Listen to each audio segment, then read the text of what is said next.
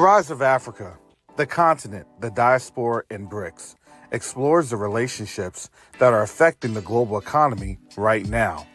This book explores the relationships of the African diaspora's influence on the African continent and why this is important in stabilizing relationships with an understanding of how BRICS impacts the future, good or bad. You can order your copy of The Rise of Africa today on Amazon.com.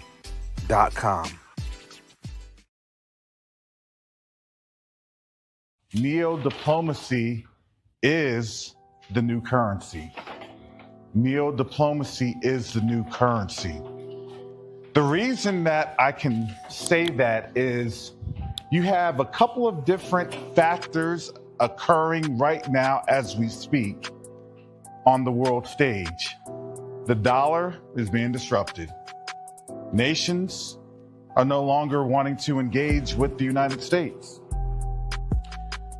But the third factor that affects each and every one of us is that there is a diaspora from the African continent that's willing and able to engage our brothers and sisters on the continent.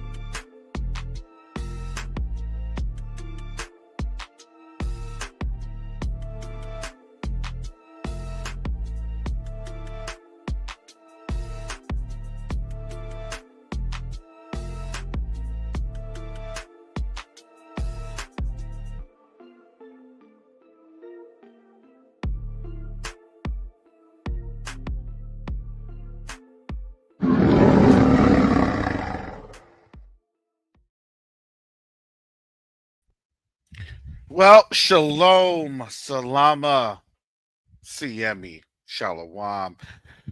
Greetings to all my Israelite brothers and sisters from around the world, whether you're of the bloodline of Abraham, Isaac, and Jacob, the house of Israel, or you're a Gentile grafted into the house under the blood of Yahushua HaMashiach. I welcome you all this morning.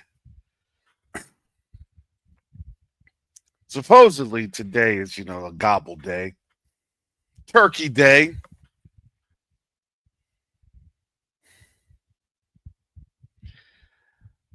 I just look at one of these days as it's a day to be off. Whether or not you celebrate that day.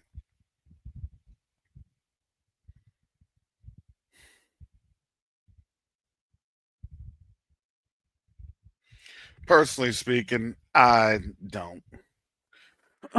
I know folks will have their channels and they'll have the historical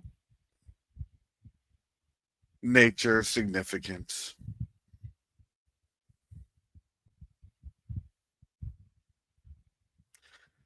If you're spending time with your family, your loved ones, spend time with them.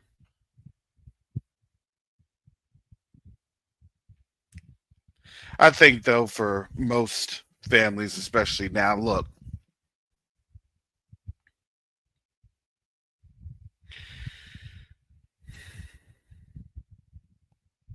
in the system of captivity that we're in, being able to, actually have the time off, well,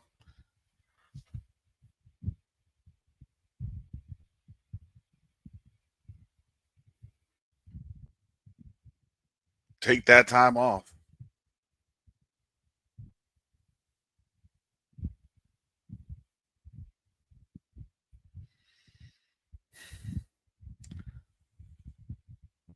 In doing so, make sure you're giving Yah the glory when you're taking that time off.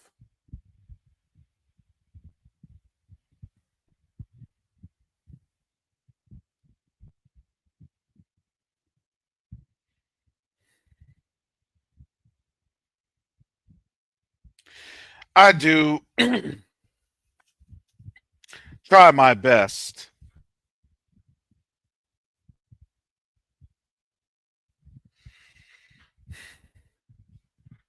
to get the rest that I can get, especially during this time. And that's because, listen, we're always running. We run, we run, we run, we run. And I had this conversation yesterday afternoon. And as we run,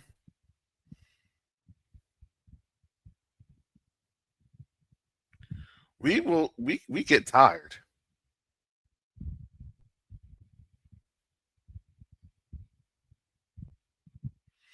And then we can start to get tired. And next thing you know, our body, excuse me, the next thing we know, our body is then really, really getting tired down.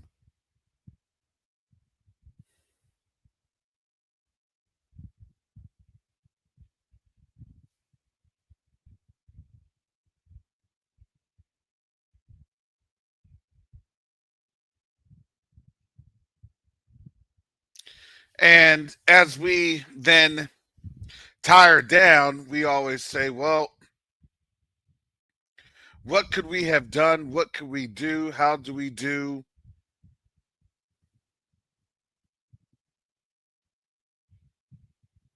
It's not that we don't try. Oh, we try.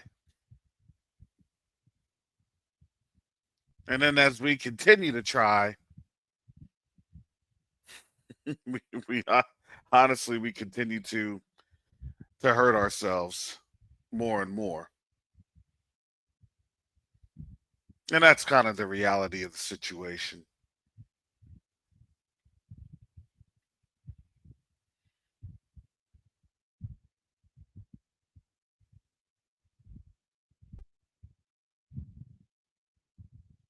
So I don't know. I just have a lot to cover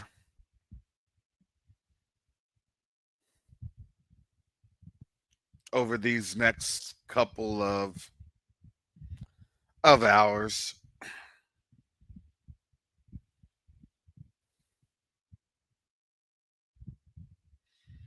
But I want us to understand how, and when people ask, well, what's happening, what's going on, what are we seeing? Actually, I want people to understand that this is how we got here.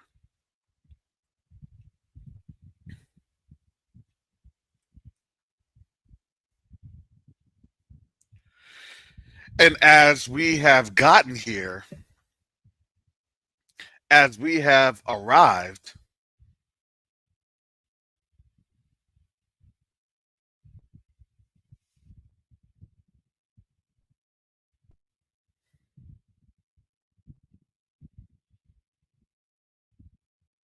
nobody can say, well, I couldn't see it. I didn't see it happening. I did, look, we're coming to this place. We're seeing everything that's happening. We're looking at all the things that's occurring. But the reality is that as we're seeing all of these things occurring, nobody likes to nobody likes to look at the buildup. I always like to look up the buildup because you have to, because the pattern is it's so simple. It's a classic pattern, so simple. And when you're looking at the pattern, and then really when you're looking at scripture, and you're seeing the pattern in action,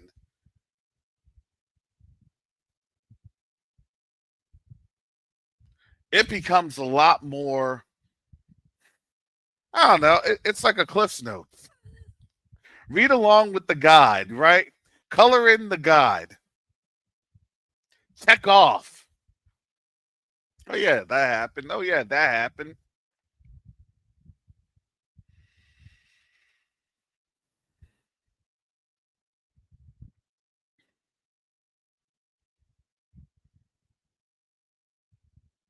And then we can see how we get to where we get to and understanding then what happens next.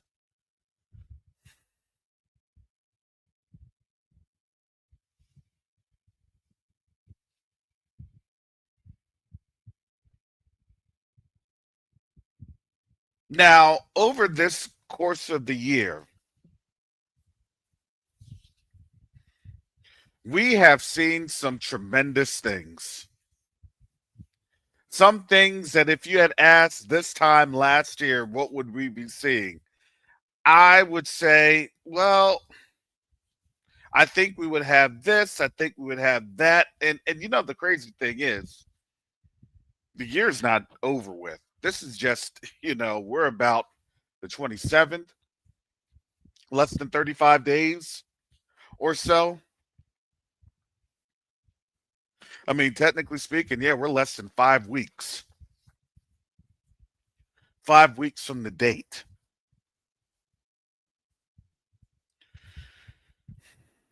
So a lot can happen within 5 weeks. But I see the buildup occurring because, again, what they're desperately trying to do, they are desperately trying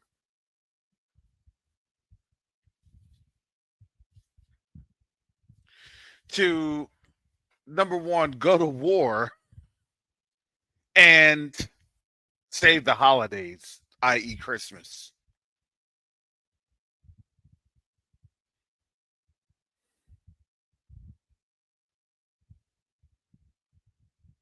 But the problem is that really they can't have both.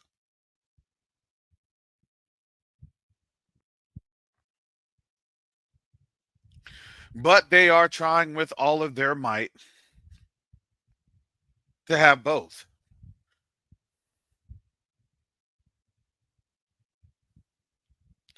And as they try, it's now been apparent that our our support for literally anything that they have is not there. It's not how it used to be. Last year, oh man, our people were all in, especially when it came to Christmas time and all these other different things. Yeah, our people were all in. This year,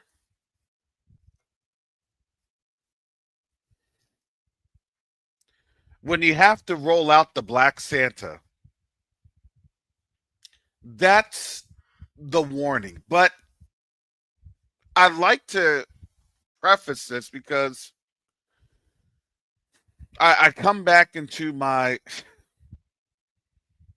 literature analysis of sorts. And I would say not literary analysis. This is more of a build-up analysis. Exactly, brother Garth. The DEI Santa. But they were so hard on DEI, and then they realized that they were the main ones that benefited from DEI. It was their people. Historically, it was Caucasian females. It was proven. I don't need to go through all of these lessons because it was all proven. You had SNAP benefits. It was their people. It was all proven. And then when they were the ones that were feeling the pinch more, then they were the ones screaming and shouting.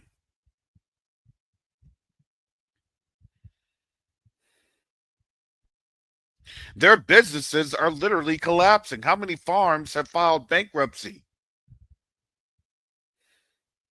How many people are now facing foreclosure? How many of their people have been fired over these last 10 months and counting?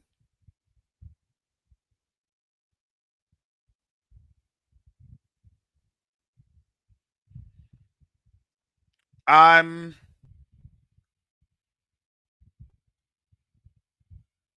I'm not taking pleasure in it, but what I do is I do have to talk about it. Oh, don't say anything about, don't say anything, or don't.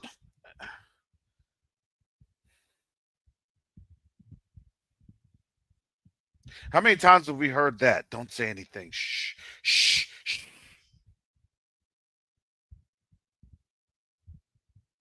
If you say something, it's going to be worse for you. Worse for me than it already is. Well, then I might as well say something because it can't get any worse. Can't get any better.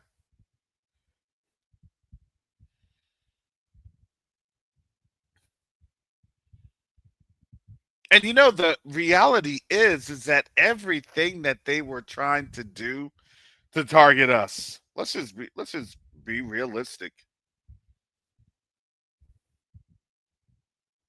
I still am trying to figure on out what the whole situation was with the Somalis in the Minnesota area. The protections that were taken away. But I realized, look, every I would say Afro or Afro descendant people group that had some sort of a special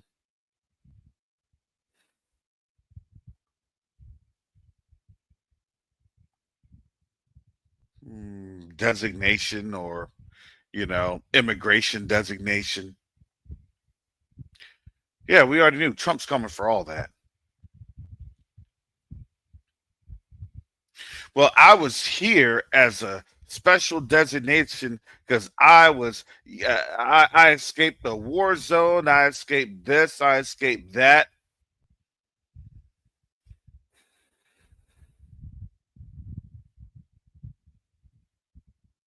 Sorry, within the last 24 months, I'm going to, excuse me, not 24 months, in the last 24 hours,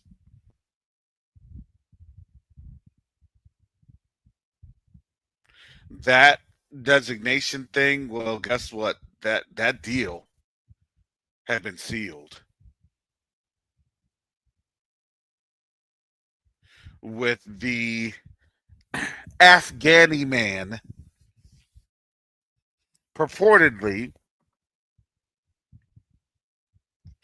that had shot 3 West Virginian National Guardsmen.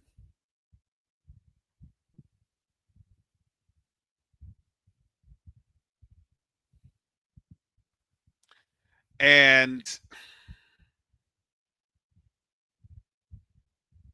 the reality is that a lot of the people that think that, well, it wasn't going to happen, I'm not the one that they're going after. I'm not this, I'm not that. Look, when you see the picture of the National Guardsmen, and I'm looking at the picture, one of the pictures that they had, I believe it was a brother that had been hit.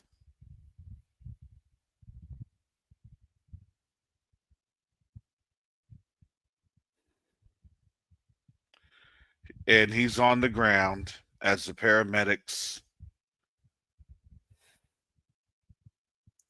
are treating the obviously the head wound.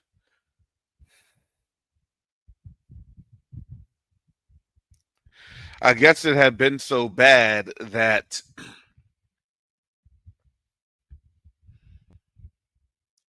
the governor of West Virginia had first stated the uh, on excuse me a tweet on X, a post on X that had stated,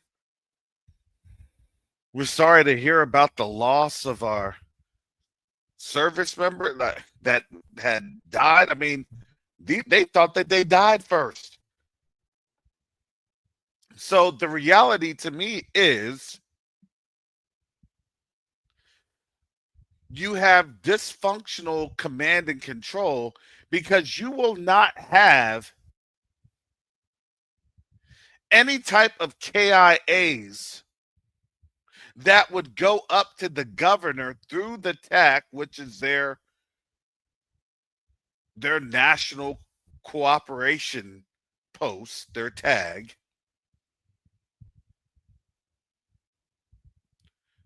which is a 2-star, by the way, which is supposed to be overseeing all National Guardsmen that are deployed, whether CONUS, which is here, continental United States, or OCONUS, which is outside the continental United States,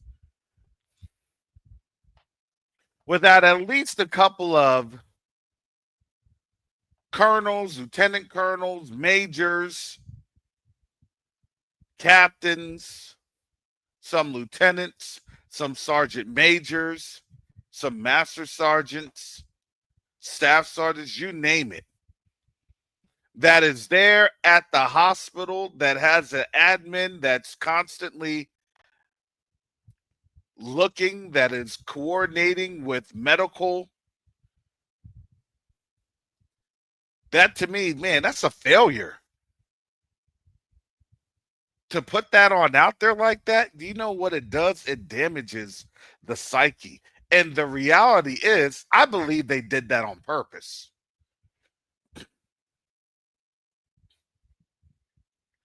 Because that's not an inerrant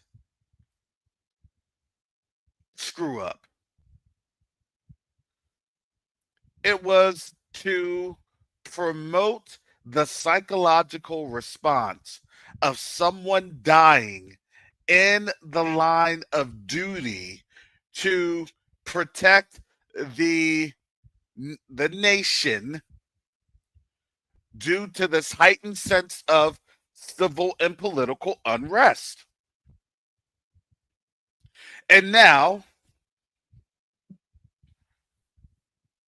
all of a sudden,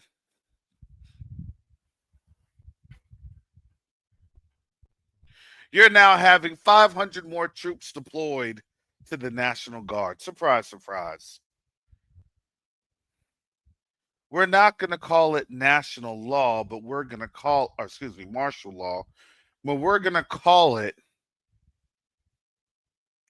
necessary measures to protect during times of extreme political frustration that now defy, when you're defying now these law, or excuse me, these orders.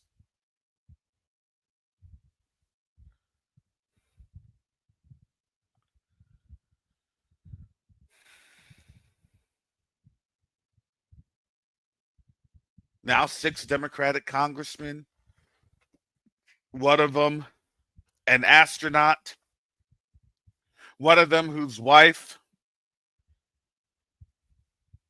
had been shot in the head,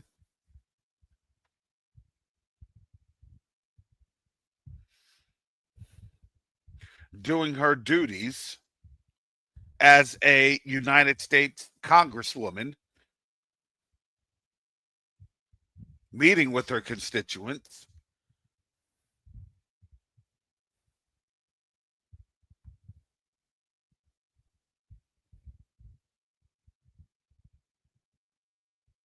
I think it was like at a Fred's or something like that. Because I went to the store.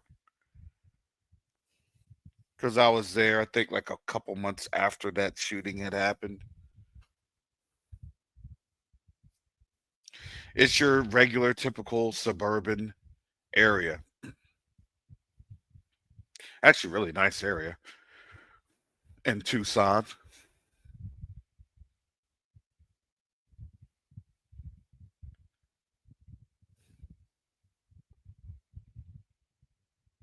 Yeah, I think it is kind of that Manchurian candidate. All right, let's find out who's going to do this, who's going to do that.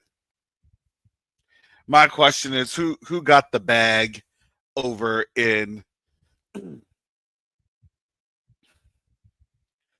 Afghanistan? Remember all that remarks about that they're going to go into Afghanistan and blah blah blah and all this other stuff. My main thing is that when they do stuff like that, you never know what type of nefarious actions that they have planned on out. Hey, we're going to give you this. Who do you know that would take care of that?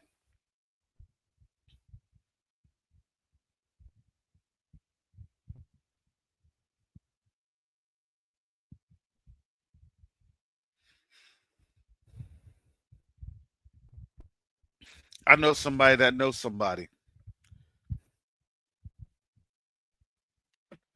If you've noticed, they have kind of gone away from the thought of reinvading Afghanistan.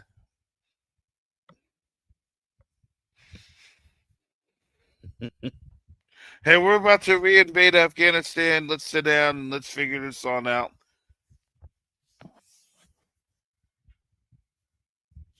Give us somebody that you know will do this or do that.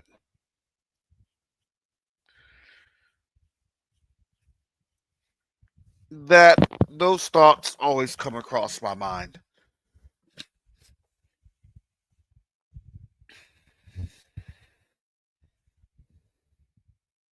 Because if you didn't know, that's how a lot of them operate. Actually, not a lot of them. That is how this place operates. If you didn't know, that's how that goes.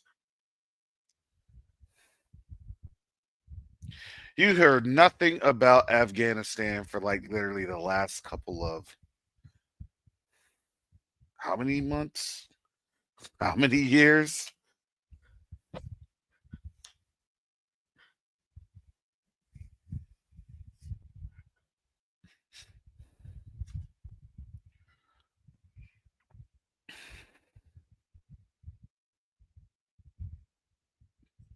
The question is that it always seems strange to me when they do that and they target all that when Trump is nowhere near to be found.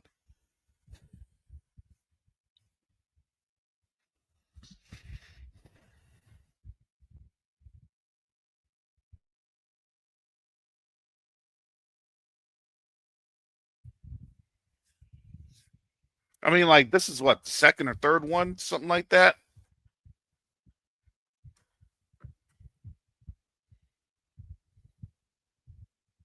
They had the breakout over by like the National Mall.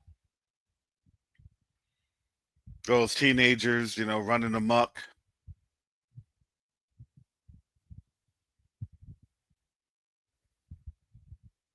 That happened on a weekend. I'm just saying, if you don't know how this game works,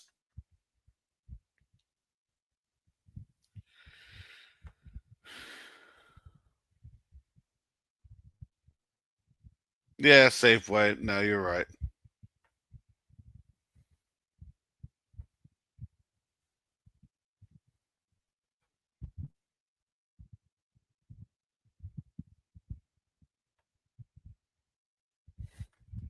And now all of a sudden,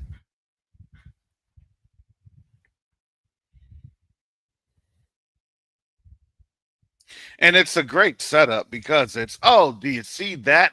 Do you see this is why we need to go back into Afghanistan? Or, we'll just leave them alone because of all the people that we had, and then now we need to bring them back into Afghanistan.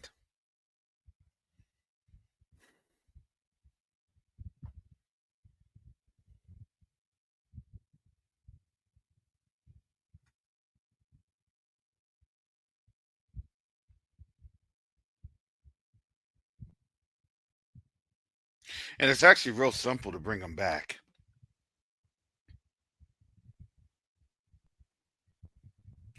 Because if you didn't know that a lot of the Afghanis,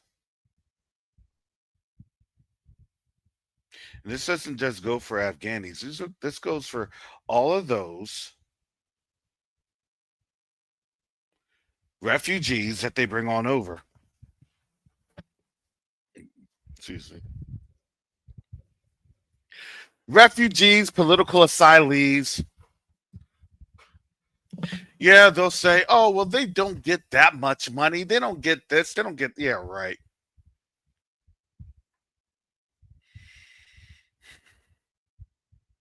I remember back in the day when 2011, 2012, and then you just had a bunch of Syrians coming through.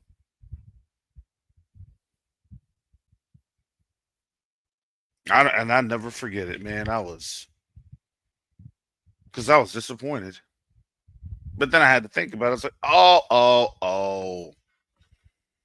They were coming through and they're opening up restaurants left, right, in the middle. And the restaurants were actually pretty good.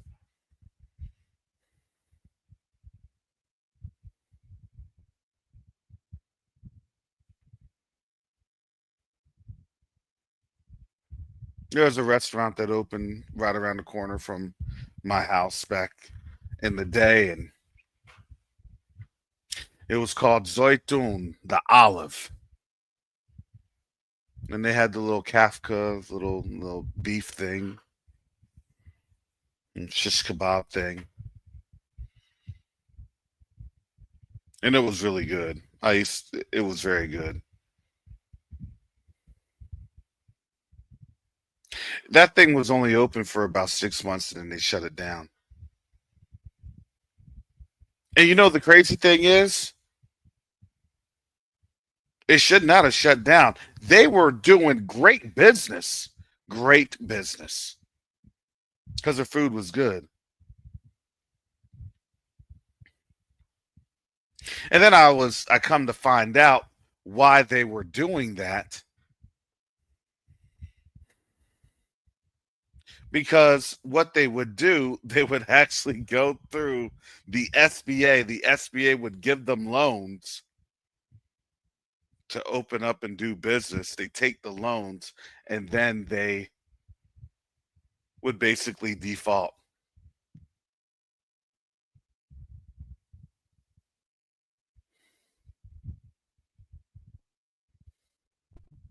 But at that time, they would collect, a couple $100,000.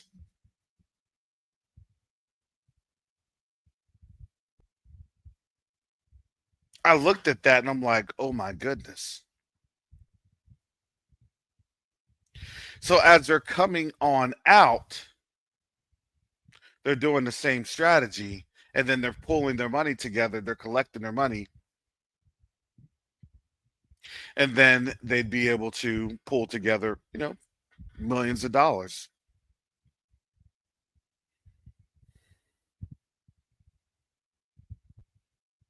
At that time, I said, okay, that's a smart strategy. I said, I get it. It's smart.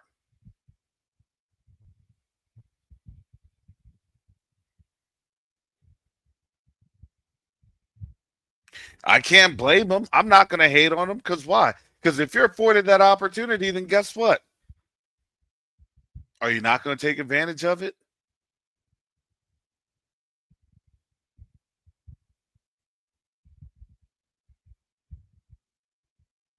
But in the back of my mind, I was always thinking they're going to cut that off because at the end of the day,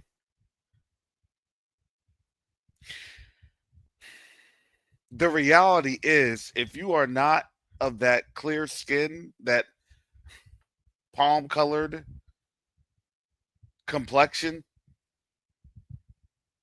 then what you're doing is you're just doing things on borrowed time. Because there is going to be a time where they're going to shut down everything.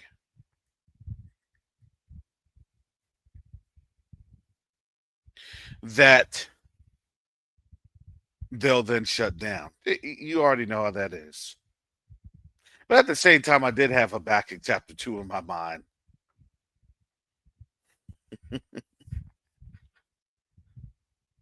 Because no kidding, we were literally just talking about all this yesterday and the day before, and lo and behold.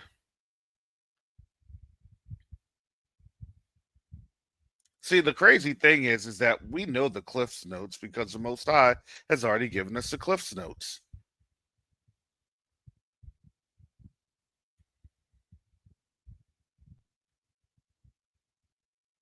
So whatever happens, when it happens, it's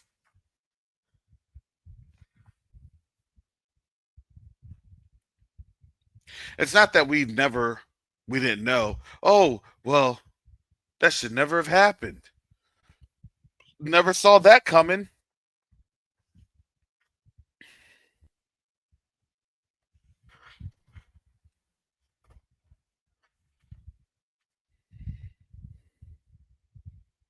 One of the two National Guard troops shot by in Washington, D.C.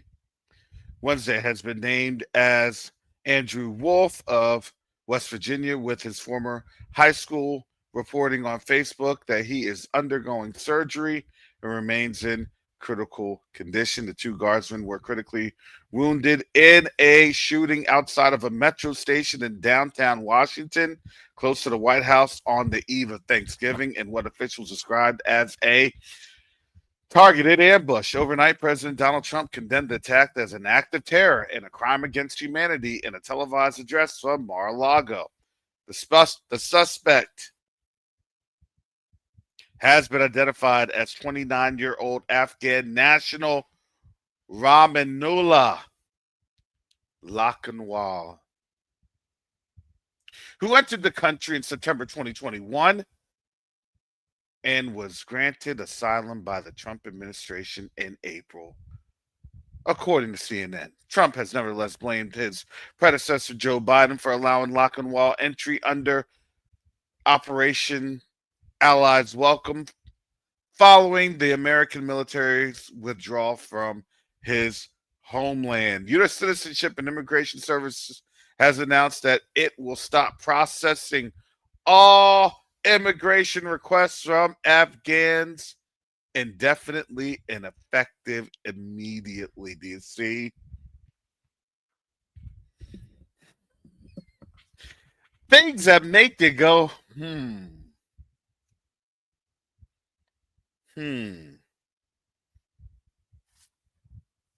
What other countries have been destabilized, and now you have refugees, and now you have folks that are coming through? That's what the United States pays.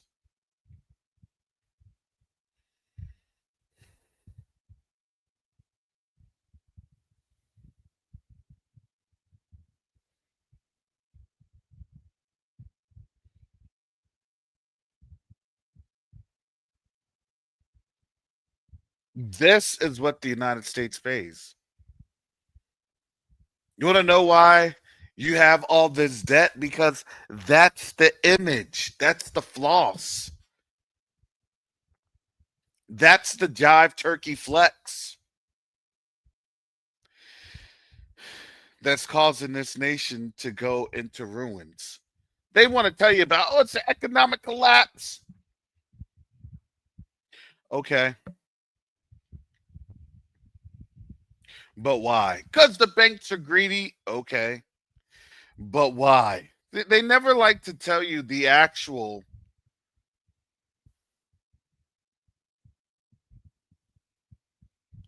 No, here's the no kidding reason. Here's the no kidding situation.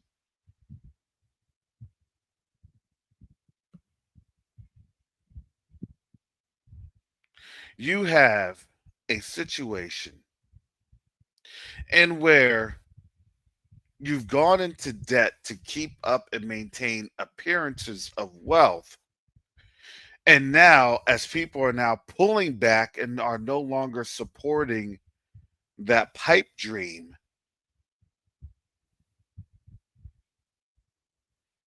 Now there has to come a time of reckoning, and you're going to get your people. You're going to get those people that will be dangled on out. You're going to get somebody that will then be easily recruited. You'll get a handler that will then be able to get to this lock and wall character. Oh, brother, I believe the prophet, I believe Muhammad would say that you need to make war. I believe that you will be justified with jihad. Oh, yes, you're right. You're right. Okay, found him. He's going to do this. He's going to do that. He's going to do this. Okay, perfect.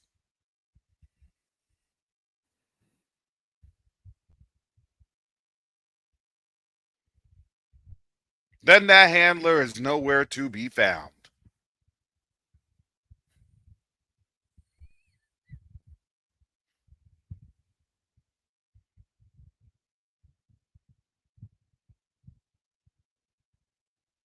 That person was at the local mosque.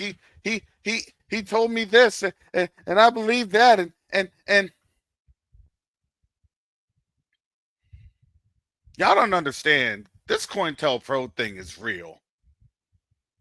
It started with us. It was perfected with us as the target. Do you not think that they export this to other communities?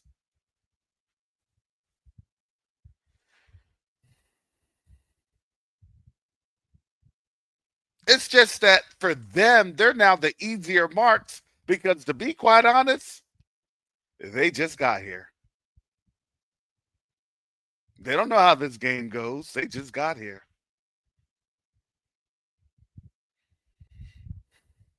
Oh, yeah, you're going to get some money. You're going to get some funds, but you're going to be gone in about 10 years.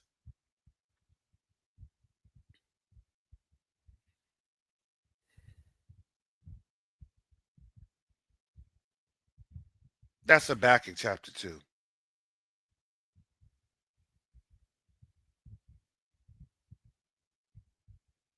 The reality is that there's no honor amongst thieves. I'm sorry.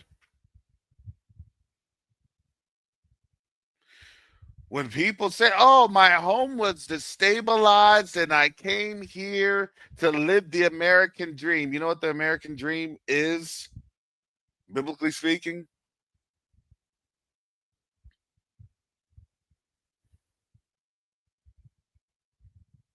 To enjoy stolen wealth, to cast lots on stolen things, on stolen items, stolen labor.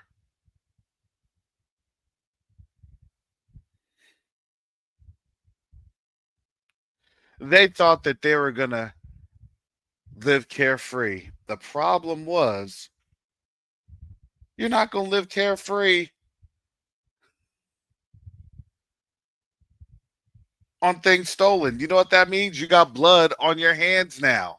Don't get mad.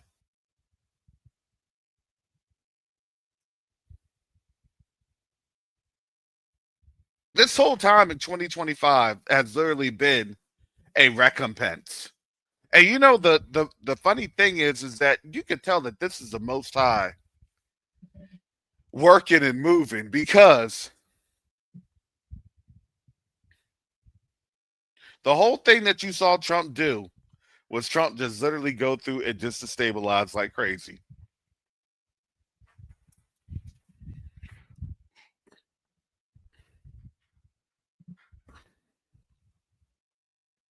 This is a vengeance tour by Trump that the Most High has allowed.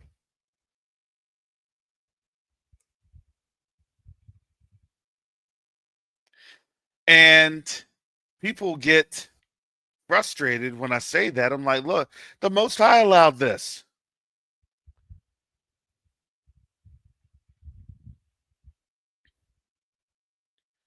Trump is on his vengeance tour. He told you. He told you when he gets in the office, it's going to be some payback. Trump is getting his lick back.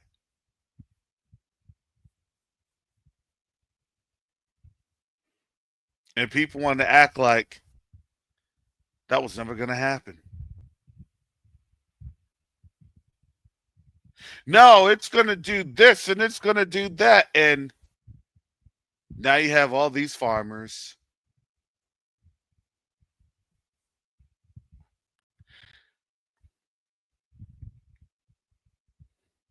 My crops are going under.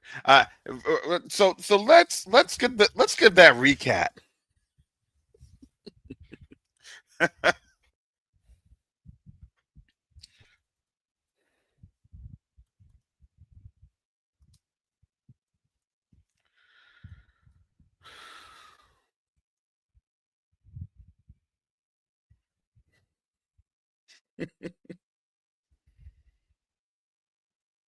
They have this. They literally have it on.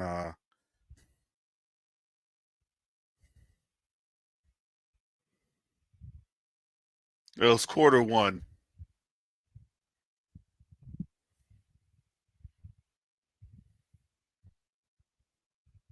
They don't go past March.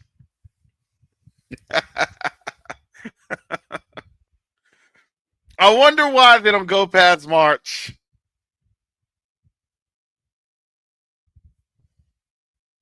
This is hilarious. You go to Wikipedia and you can see like everything.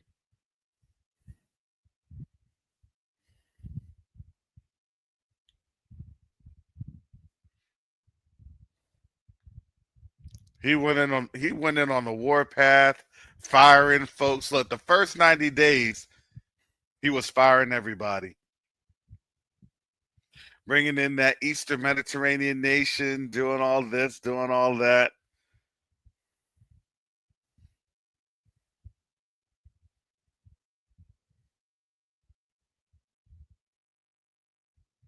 Meeting with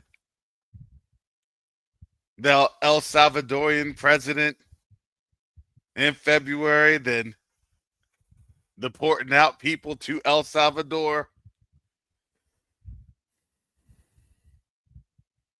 Then you see the start of the protest. I want to share this. I got to share this. Look, here we go. Oh, we bad. They said week 1. It said the very first thing. It said Trump shuts down the CPB-1 program.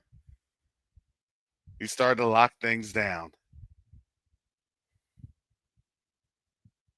Then he allowed. Then it's the new AI infrastructure, which is what we're seeing right now. $50 billion. They only have 500 billion. They only did 50 billion.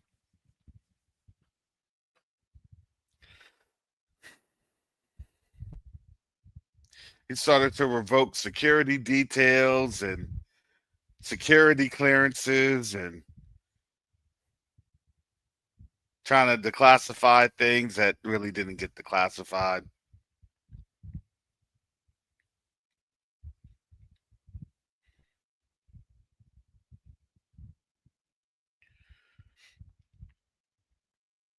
That's when AI started to run wild, when he set some things in motion. And then he started the high profile ICE deportations. That was January. That was within like his first week.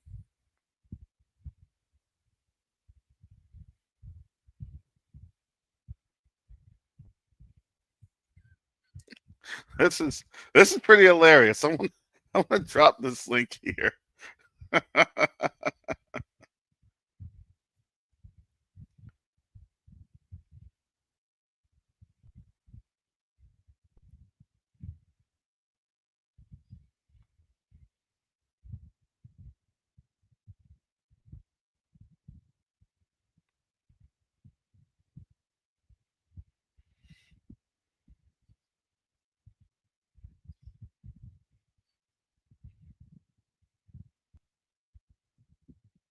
Pretty interesting how you see all this goes.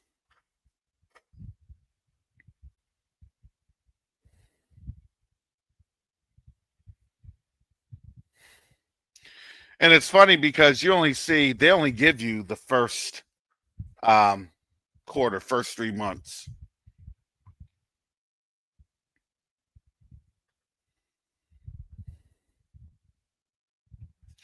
And then the airplane disaster happens, and that's when the war on DEI starts to occur.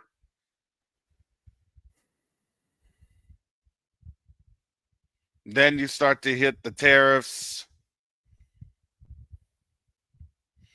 Then you start to see that, Black History Months are getting canceled and things start to sour with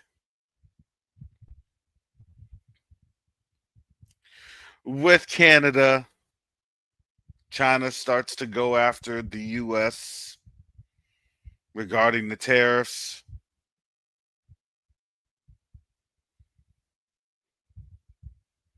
And then you have Doge and USAID and all this other stuff.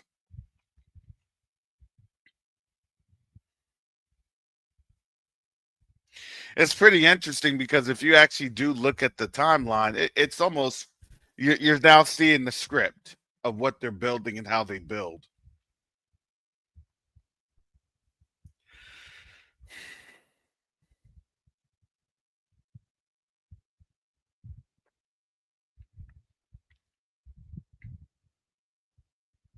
That's why I always like to say, look, in order to know where you're going, take a look at the roadmap.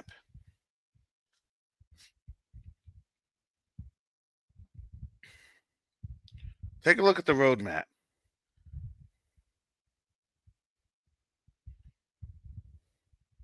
The Associated Press is indefinitely banned from the Oval Office in Air Force One for using the term Gulf of Mexico instead of Gulf of America.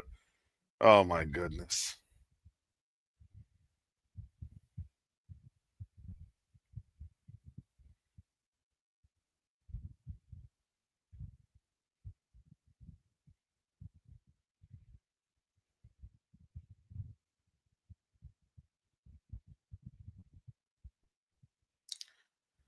Very interesting. Said President Trump dismisses Charles Q. Brown Jr. from the post of the chairman of Joint Chiefs of Staff, nominating retired Air Force Lieutenant General Dan Raisin Kane.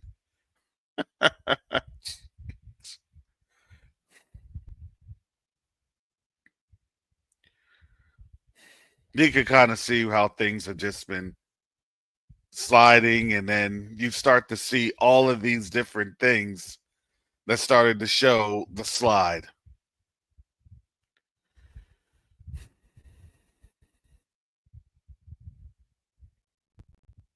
President Trump announces a U.S. crypto strategic reserve to include Ripple, Solana, Cardano. He clarified about 2 hours later that it will also include Bitcoin and Ethereum.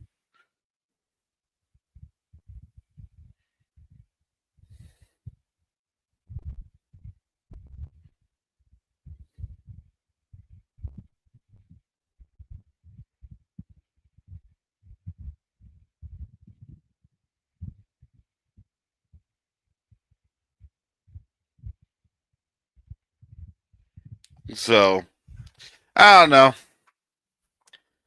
You have all that there. You can read all that. Again, it's interesting.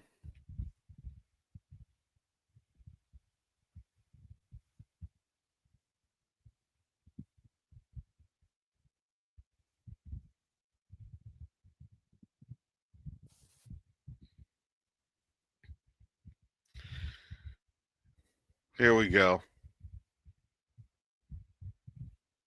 Turkey. And look, sit down, all right? It ain't cool being no jive turkey so close to Thanksgiving. Hey, look, sit down, all right? It ain't cool being no jive turkey so close to Thanksgiving. Hey, look, sit down, all right?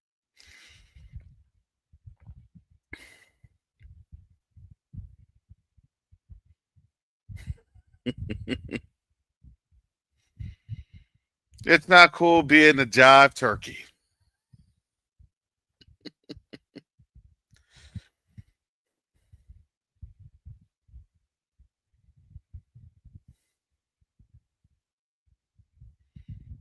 Well, the jive talk had come from somewhere.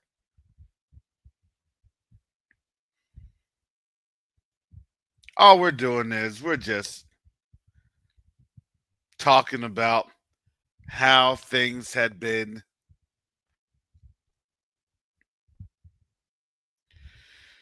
how things have been going. Oh, here's a good one.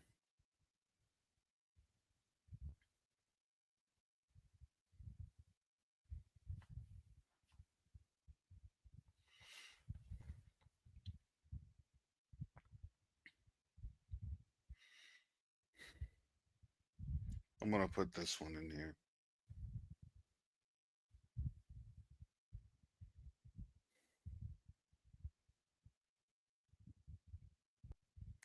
Let me share this. This is from NBC News. Suspect in National Guard shooting served alongside U.S. troops in Afghanistan, relative says.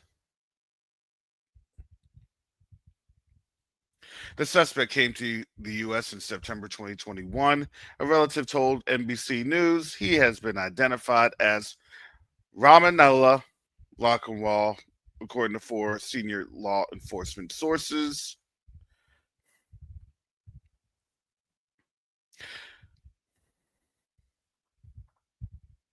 The suspect in Washington, D.C., in the Washington, D.C. shooting that critically wounded 2 National Guard members was an Afghan national who served alongside U.S. troops in Afghanistan. Okay, I'm having problems, obviously.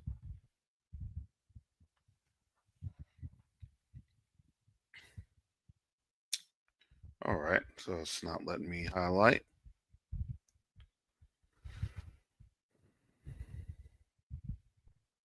Officials and the relatives say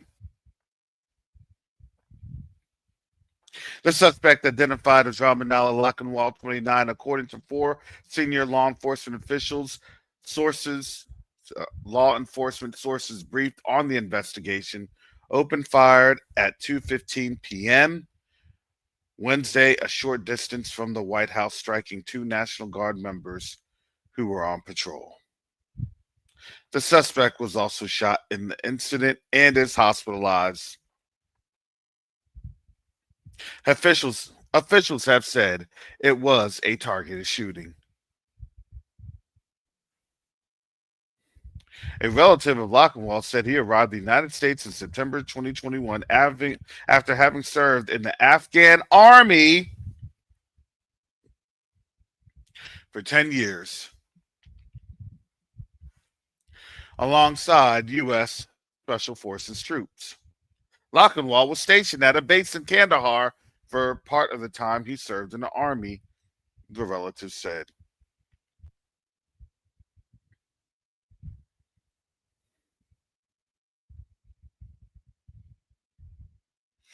The relative who spoke with NBC News served with Lockenwall supporting U.S. troops. We were the ones who were targeted by the Taliban in Afghanistan.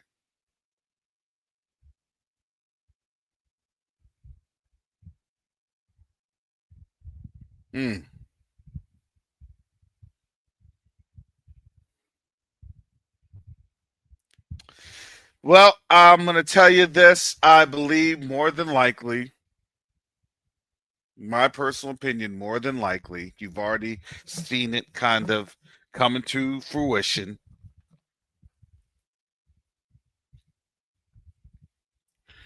There's probably about to be a reversal of those troops, or excuse me, of those Afghanis that had come to the United States,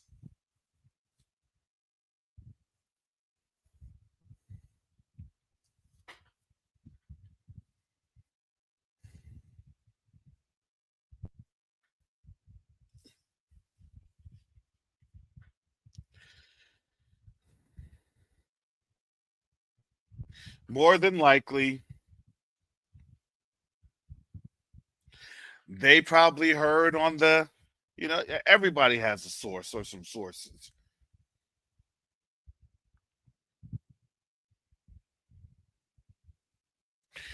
Y'all are getting targeted next.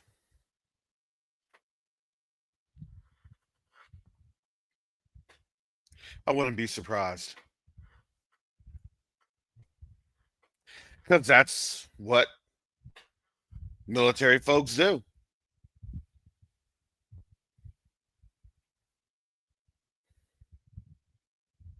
We may hear something in the back rooms and the wheelings and dealings of power.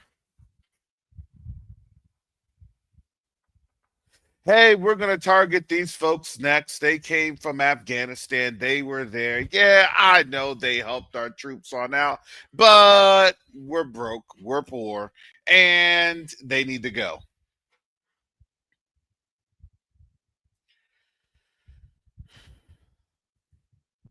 So more than likely, a couple of those people that are serving on some of these congressional and Senate and Rep, House of Representatives, they're probably looking at this proposed legislation. They're probably looking at what they're going to do next in the sessions when they come back in December to act like they're going to work and then leave again for another couple of weeks.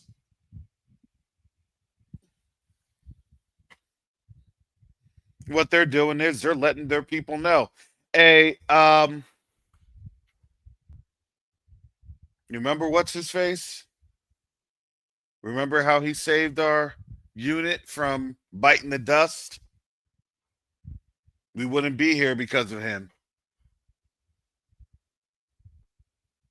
Yeah, they're getting targeted.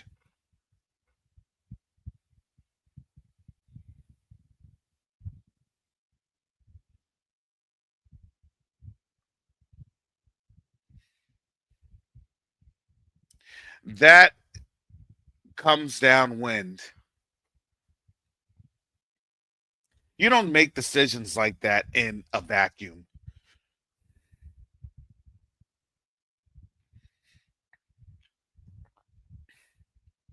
Because it's always passed along in the form of, you didn't hear this from me.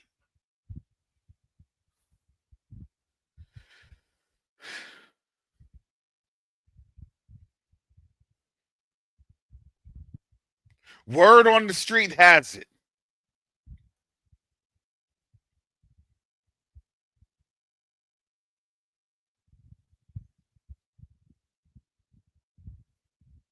Rumor has it.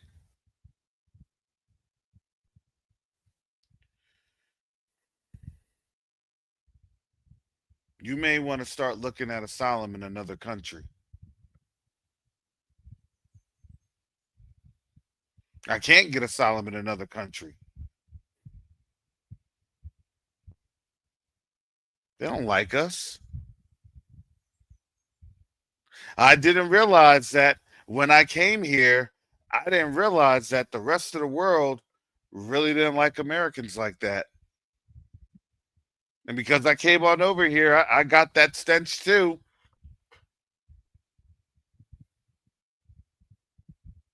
Do you see what they actually did? Believe it or not, they actually boxed themselves in a corner.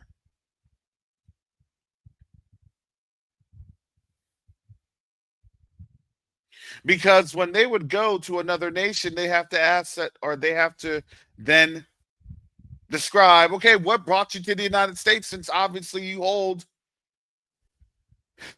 an Afghan passport that's obviously going to be expired.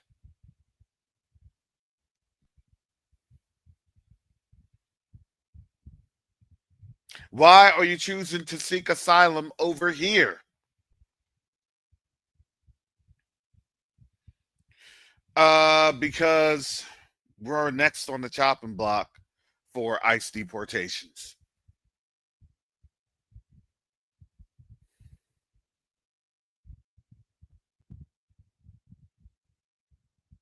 And again, when people say, "Oh no, they have to change that by law," oh no, this and that. Okay, I'll just say this: does that stop this administration from doing whatever they want? No, it does not. Well, technically, by law, they have to do all this, and then you could sue, and it could go to the Supreme Court, and then that don't matter.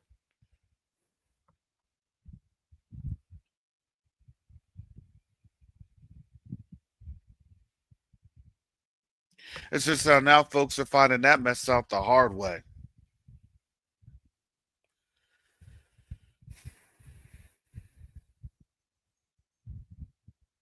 So yes, they are now stateless individuals. Yes, they are, because they're under the auspices of the United States.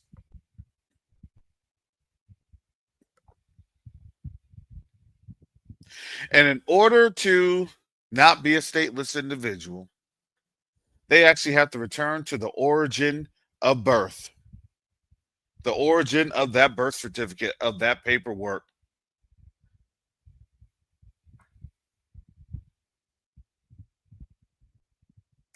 They're going to have to take their chances back in Afghanistan.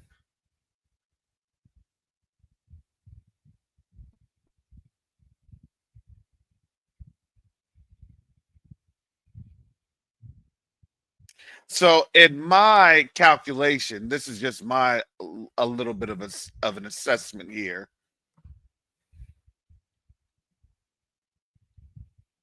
Because these are the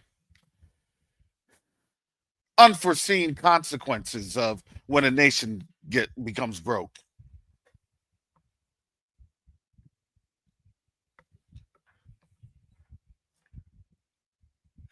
Because our dear brother Ivan,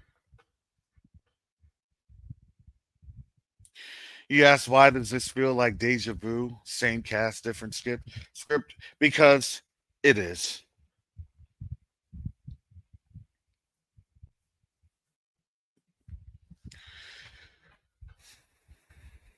It is. And yes, you're right. A lot of people are going to be stateless. And if you're stateless, then guess what? They're going to be ending up in these countries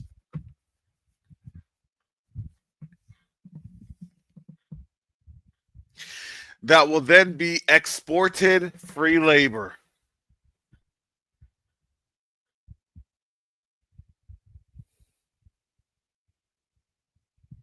Until they, have some sort of formal UN resolution and blah, blah, blah. And you know who's going to be on up there vetoing those actions? Yep, the United States. So why do you think they're paying $25,000? Remember they told you that with that one was it Elmar Garcia, with the one that they sent over to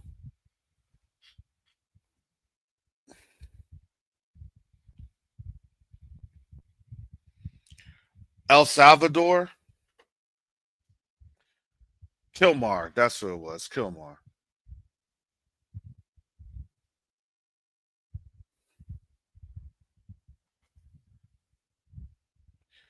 Kilmar Abrego Garcia. And he was stuck there for what, a few months? And every few months he's getting threatened that he's going to be returned.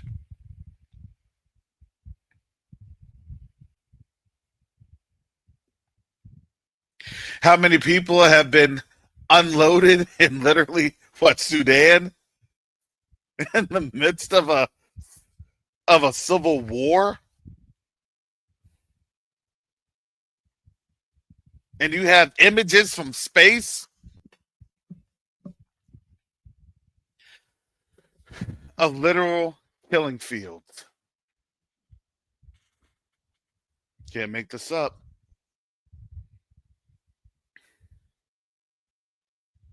Let me just drop you off. You're going to be somebody else's problem.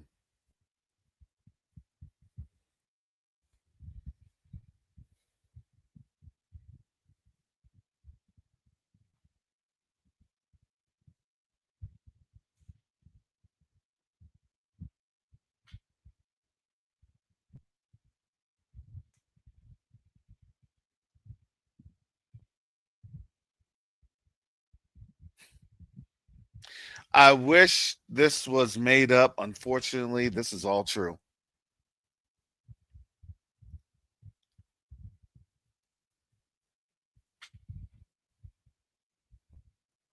It honestly just makes you wonder how many people have been officially deported. How many people have officially taken those flights?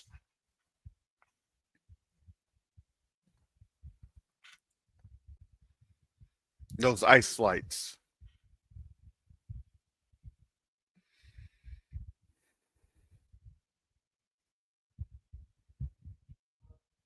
They've been saying they just get let out.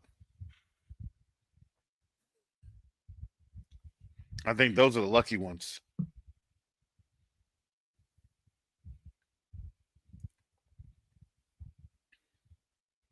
They'll have an appointment with the embassy in 5 years. They're backlogged. They're backlogged and everything from the shutdown.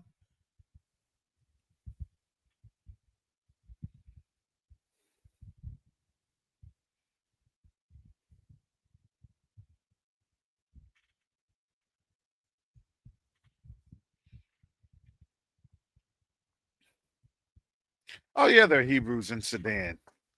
Absolutely. What about the UAE sponsorship for mercenaries in that GR Cider in Sudan? Aren't there still Hebrews there? Absolutely there are.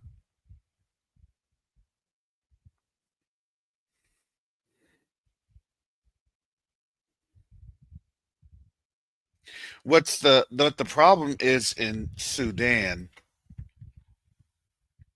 is that you have a group that supports imperialism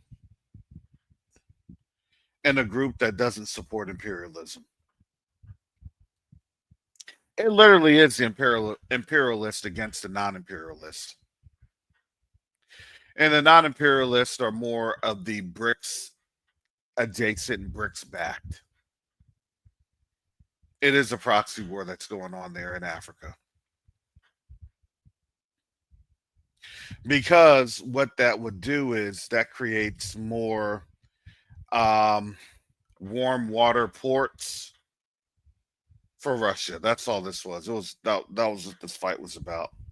The U.S. did not want Russia to have access to their warm water port because that gives them access to not just Africa and getting into sub-Saharan Africa, but also the Red Sea, which the West is having problems navigating.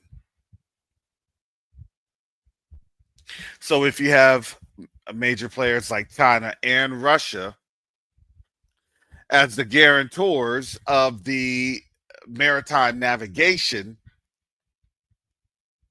well, that gives Russia the undue power and influence over European nations. That's why when you had Macron say, hey, we're about to do, what did he say here?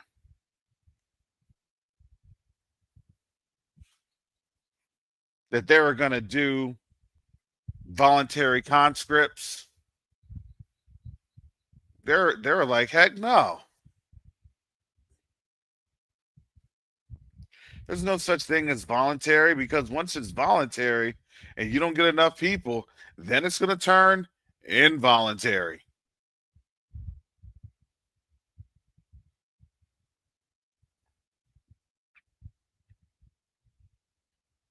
So it's not just the US that's trying to save themselves. It's the powers that be in Europe that's trying to, again, save themselves from the control of this new power, this new 10-toed kingdom. They see that where it's going, they just can't get on out of it. Oh, on top of that, you also now have issues with, surprise, surprise, like I had stated. I stated this actually last week. I did. I called this. I stated this last week.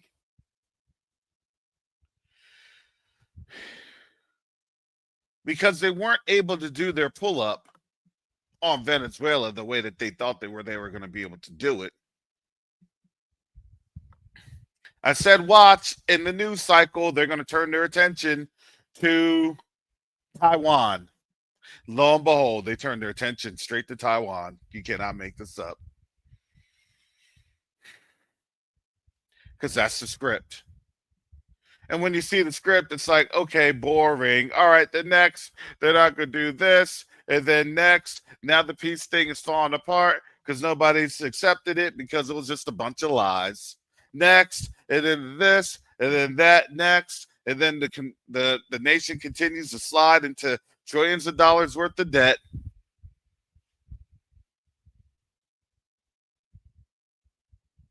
No, it's not being a prophet. It's actually now being called using common sense.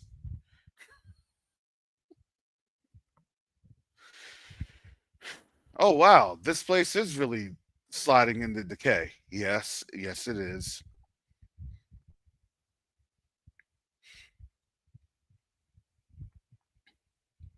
Oh, wow. This place is really not doing too hot. Yeah.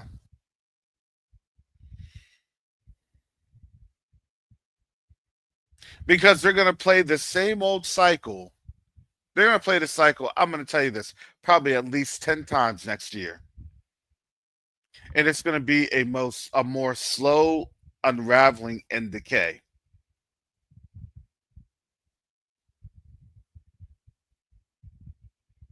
You think that Thanksgiving was bad this year? Oh, just wait till next year.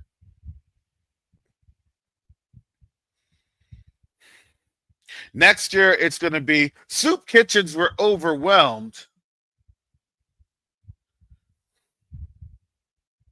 due to the high unemployment rate, causing families to spend their Thanksgivings.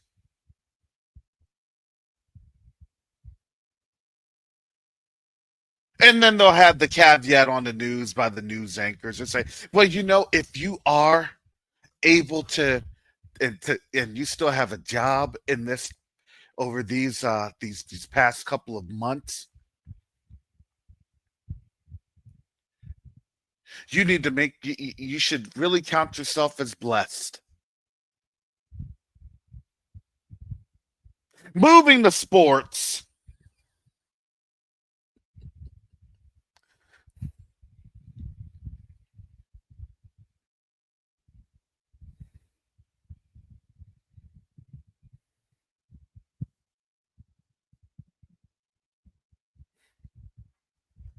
Oh yeah, they'll throw on in some sort of controversy that they'll drum up next year.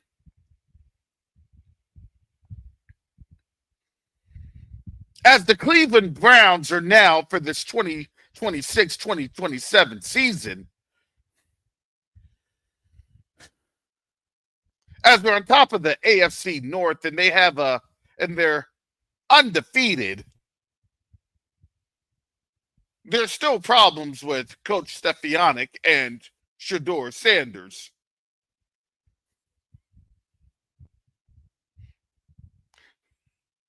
I don't like my coach, but we're still winning. But I don't like my coach.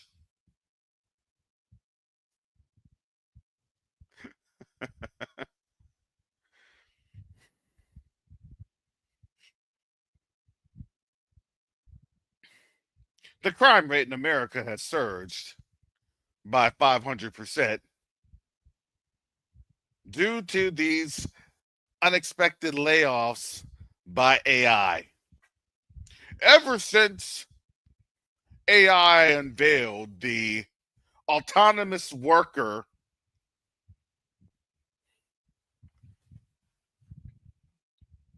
you can't make this up.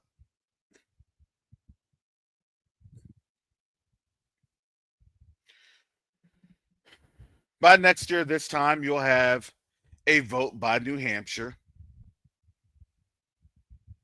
because they put that into their law.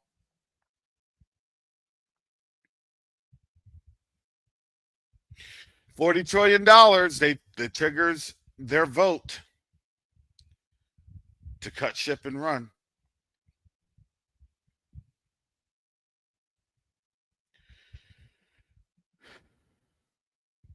And they'll have some slick language that, that they are a federally, administratively detached, reattached member, that, they're autonomous and, they freely trade with, Canadian. Basically, they're going to make themselves like a sublet or a hamlet of Canada. Because Canada is really pushing more towards the Chinese.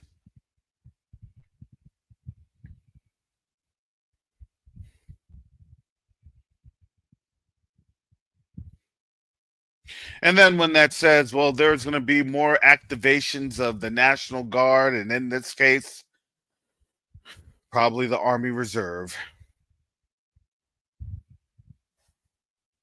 All these countries, all they had to do, I told you what the game plan was.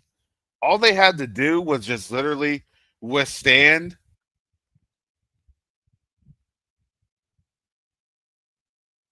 all of these different pressure points and pressure valves.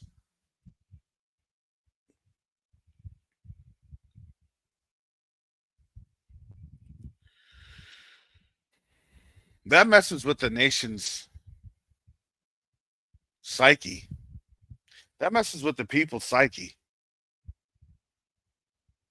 Because what's going to end up happening here next year.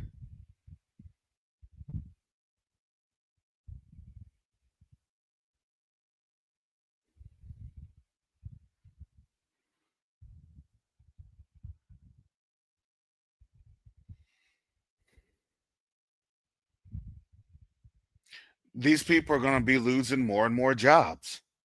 And they're not giving the numbers on out, especially not now, because they're not trying to have people panic. You can't give out job numbers, especially when you're trying to have people spend money for Christmas. That's why you don't have job numbers coming out. Oh no, I'm good. I'm not at risk, man. If you think that you're not at risk, that's when you're at risk. My company says I'm good. Would they tell you that you're not good? No, because they're trying to get every drop and squeeze of blood out of you before they throw you away.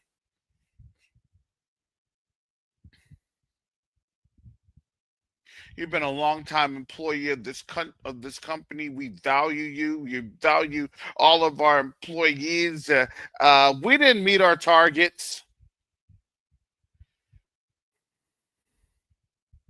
We didn't meet our revenue target. Surprise, surprise, when people are broke.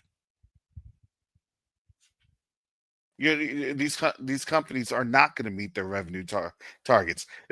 These people are broke.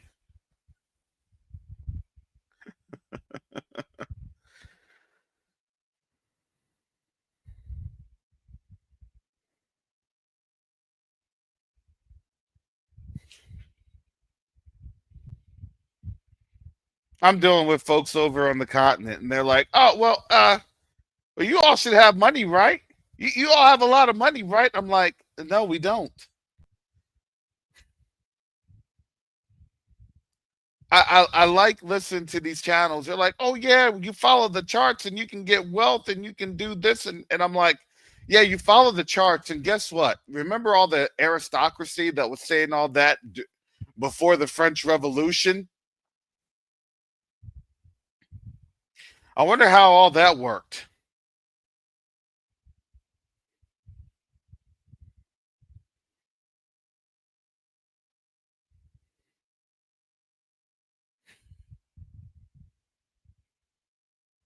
It doesn't make sense when you're the only one eating. That never works for a nation. Because when you're the only one eating, guess what? You're going to be the biggest target.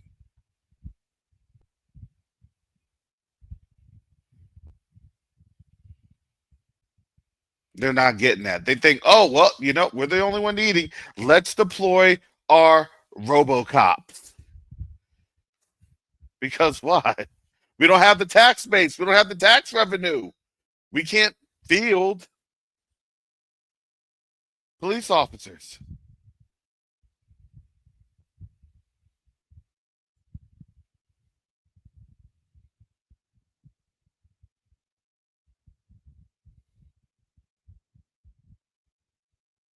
Oh, we're going to have $2,000 for all of these refunds because we're winning. We're getting all this. We're winning. And the debt continues to still pile up.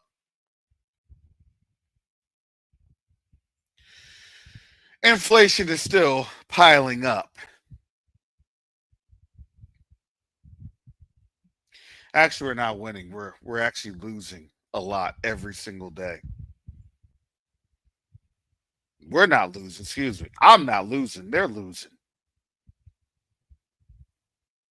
Believe it or not, every time that they do all this craziness, do you know what ends up happening? Our stock goes up every single day. Because you want to know why?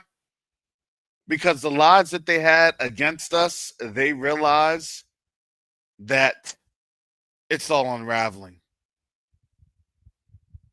You mean you were the ones that kept this nation together? Yes, we were. And that's why when they were screaming for our help, we just sat there because we already knew that they were going to fall like a rock. You never catch a falling knife.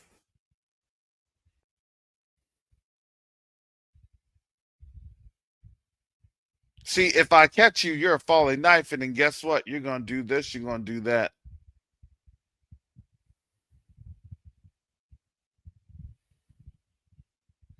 I ran late again today, family. I was super tired. Had a couple of different meetings yesterday,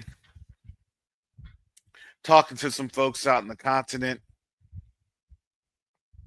getting things together. Again, I tell you, I do a lot. So when I do say, hey, thank you for your support and thank you for this and that, I really do think it's like a, I laugh because I said, thank you, Father. I said, I don't know if this is a test for me or is this more of a test for your people?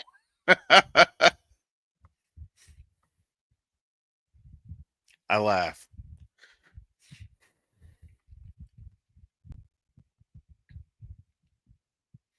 I said, but Father, I'm going to continue to say, hallelujah, thank you. And I'll continue to to press for help, and we go from there. One of these days, Father, I said, I thank you. One of these days.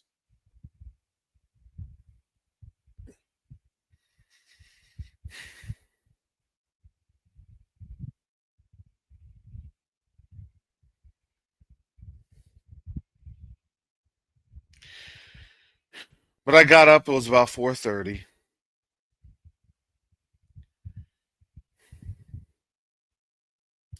As soon as I had the meeting last night, it ended about 8:45. I was in bed at about 9:15. I was that tired. I was in bed at 9. I crawled into bed. And then I woke up. I woke up at 4:29. I woke up a minute before my alarm clock, and I was still tired. I said, thank you, Father. I just turned off my alarm. I said, thank you, Father. You're gonna wake me up when I need to wake up. I turned off that alarm.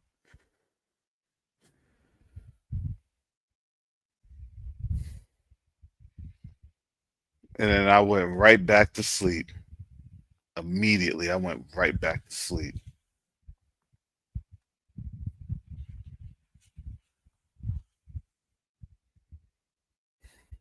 When I went to sleep, I had a dream. I knew that this dream was from the Most High because I was talking in one of my meetings. I was talking, and something was said, and it was said to the effect of, "Well,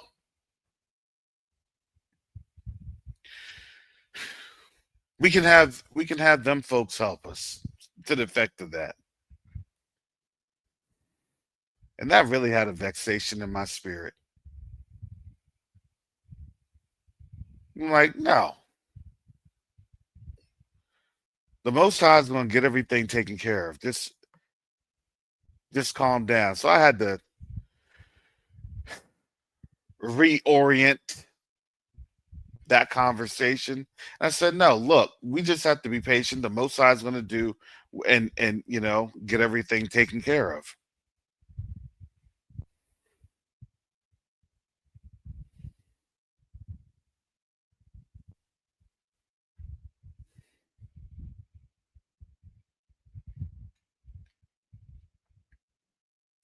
That was still on my mind because again, I always tell you all, like, there are things that I can't share with you because I know I can't. I can't do it.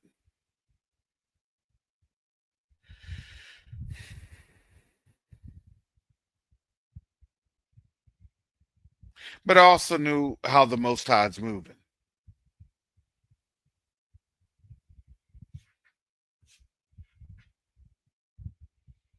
So when I heard the person say, well, we're going to need to reach on out and get help.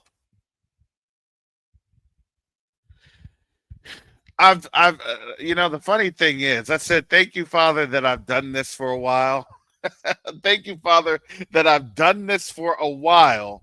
I said, because, and I told this to this person, I said, because I know that when this happens and we start to get frustrated and we start to get concerned, scared, you name it. I said, that's an attack from the enemy, which actually means that we're very close.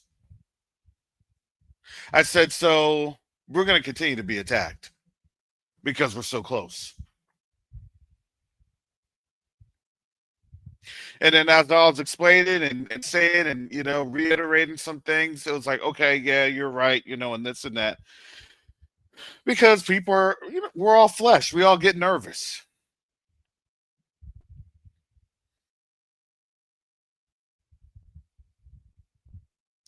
But I had carried that to bed with me last night because, those things, they wear you down. So I get up. I said, thank you, Father, for this rest. I said, I do need a little bit more. I said, Father, I need a little bit more rest. Boom, I went right back to sleep.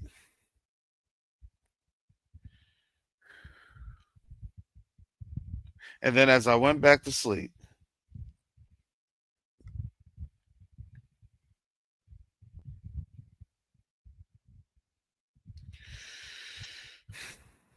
I had this dream.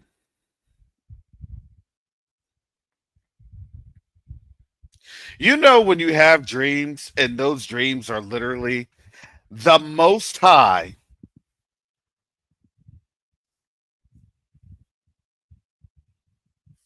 like talking to you in that dream. He talks to you in the dream in like scenarios.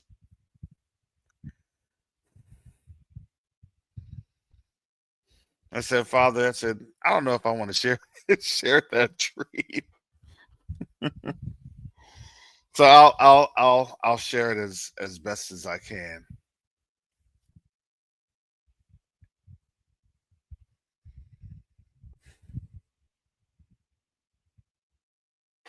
But in the dream, I was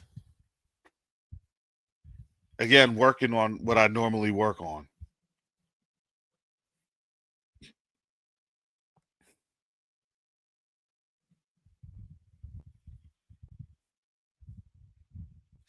And this was kind of it was kind of like the culmination, the end of the discussion that I had, because in the discussion, I was on a walk with my dog, and I do things. I get stuff like that taken care of. I'll talk to people as I'm walking, and even do emails and things of that nature.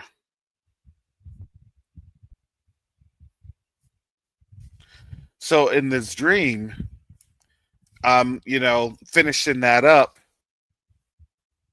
and then I'm I'm uh, I'm talking to some people, and I'm saying, yeah, um, I'm gonna go ahead and I'm gonna, talk and try to figure out, how to get some things taken care of.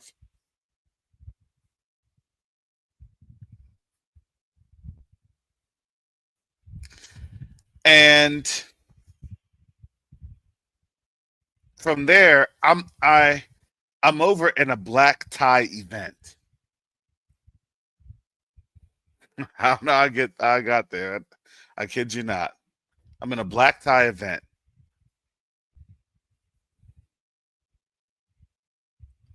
And I'm talking to people, and I'm like, yeah, we have this going on, we have that, we're still working on this, and we should be up and running. And then as I'm talking, I get surrounded by a whole bunch of like rich white people,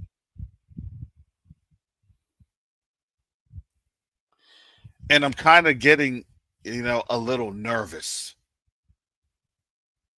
because they're like, oh, that's great, that's good news to hear. Oh, that's great. Oh, we can help, we can do this, we can. And I'm kind of like, all right, well, I appreciate it, but I need to figure some things on out. Oh, you don't need to figure out anything, we'll get you taken care of, don't worry, we got it. And it was like, it was much, it was much. Oh, we have all the expertise, we could do everything, we could do that. So then I'm kind of like moving from the ballroom, and then I kind of go out outside so I can get air. And then they're still like coming on up to me. And from there, I move on out to like the street. I'm on the street. And for some odd reason, as I'm kind of like shuffling through some things, as I'm getting ready to get in my car to leave, I'm still like, getting gathered around, and the keys fall out of my car, or excuse me, out of my pocket. And it kind of got kicked into a car that was flipped upside down.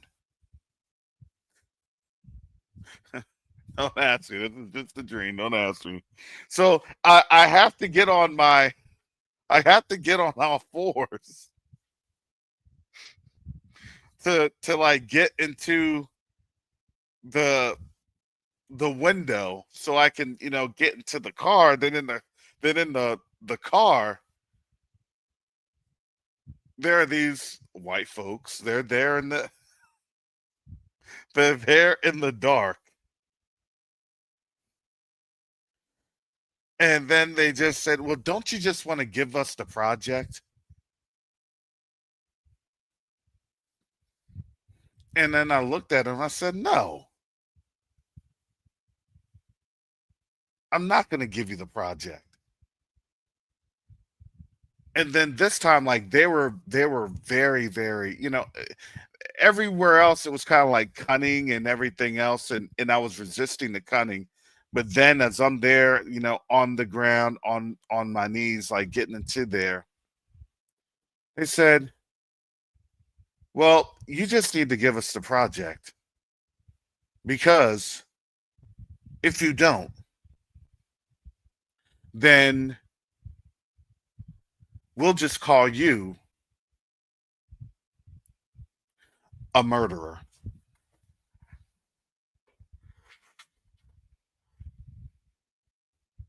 I got my keys. I snatched my keys on out. And then this time, like the van had kind of flipped around and the doors had opened and they're kind of coming out the van. It's a blue van. They're coming out the blue van. And it had like a weird bumper sticker. And then like one of the guys that was pestering me, he points to him. He said, see, if you don't work with us, you're gonna be a murderer. And you need the funds. How are you gonna get anything started?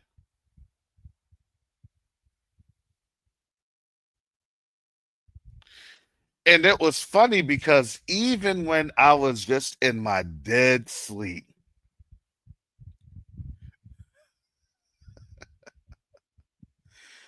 I said, "Murderer, huh?" I said, "Why are you projecting onto me what you all do?" Because for me, I'm very diplomatic, even in my speech and in my tone. I'm very diplomatic. So I wasn't trying to like go there. You see what I'm saying? I wasn't trying to go there. All right, well, thank you. I appreciate it. That was kind of my the situation, is trying to be even kill. But then it was like, oh, they hit the button, they hit that nerve. Because they weren't able to, like, push, have me say, "Well, you know what? Yeah, you're right, and this and that." Because they had the smiles and everything. It was, "Oh yeah, and yeah, and we could do, and that's great." And I just said, "No, we're gonna continue to do this. We're gonna maintain control." Because then, and I had the keys, and I was getting ready to leave. They knew I was getting ready to leave. They're coming out that van. Now it's right side up. "Well, if you do that, you're going to be a murderer." I said, "Don't project on me." I said, "No, this project is actually aimed to give life and not death." I said, "That's what you all do." And they said, "No, we're going to call you a murderer because you're not going to even be able to get the funding."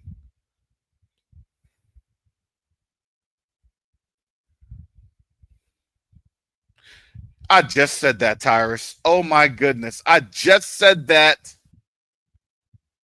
I just said that. They're telling on themselves. He says, article out this morning says, "A shooter of the two National Guards working with the CIA." Man, you can't make this stuff up.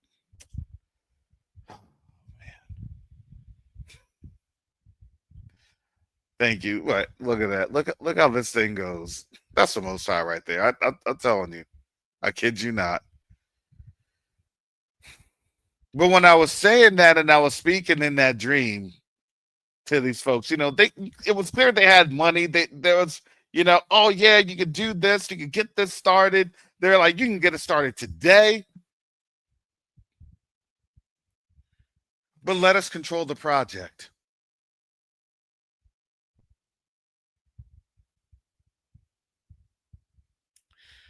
I said, no, that's not going to happen. And then I welled up in the Ruach and I said,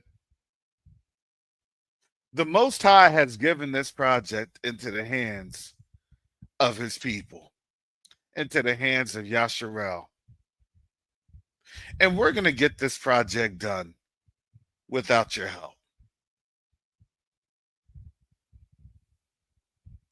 And then they asked, they said, well, how are you going to get anything done without us?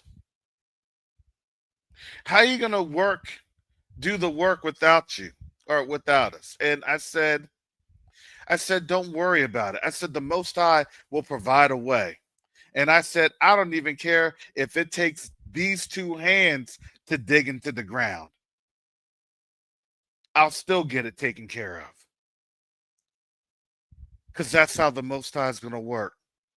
It was like, man, I had that declaration even in my spirit.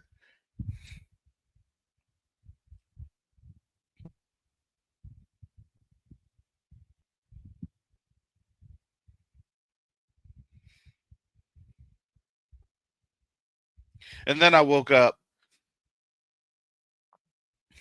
and I was like, oh man, it's 7:03.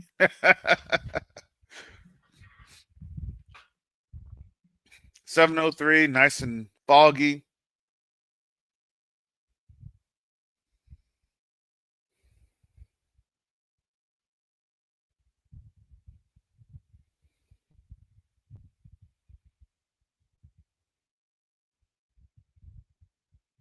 And then I had to say, well, Father, I said, thank you for you speaking to me.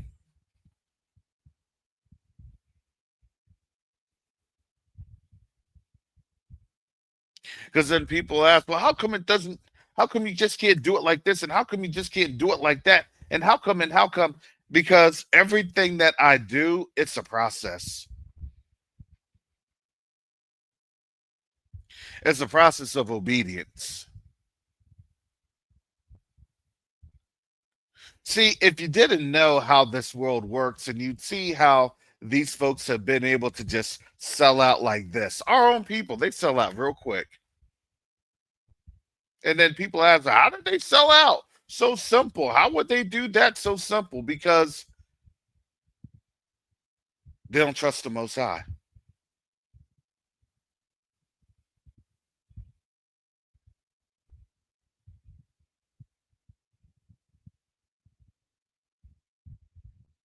And I thought that that was very funny and very appropriate that the Most High had woken me up like that.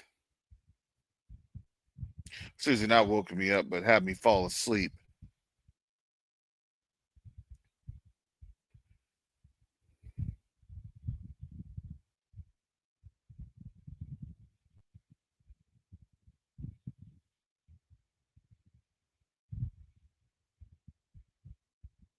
Because the only thing I could think of was, wow. I said, thank you, Father. Whatever you're doing, however you're doing things,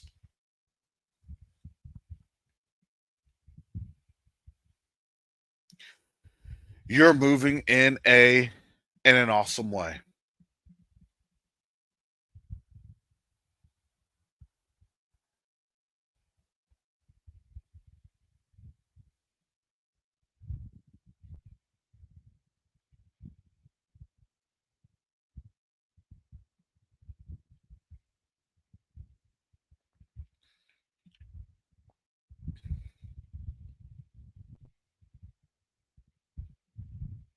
So that's why I said, family, please keep me up in your prayers.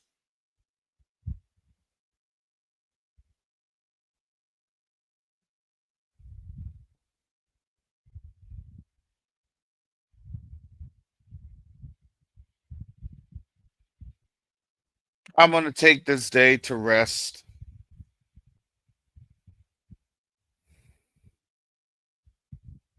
Get some good rest.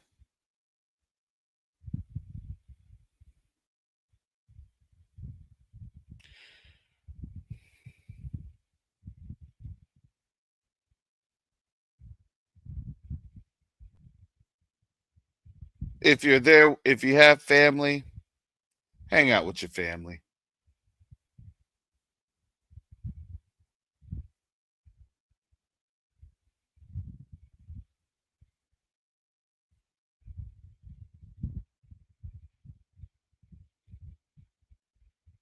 Fellowship with them, supplicate with them,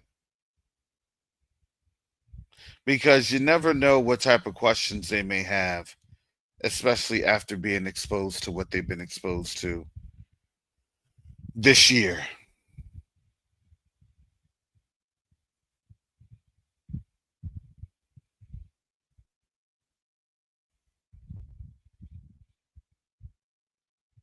No, I didn't say to celebrate Thanksgiving, but I said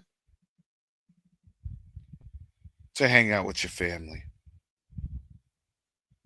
Because you never know what the Most High may have used or may use you for.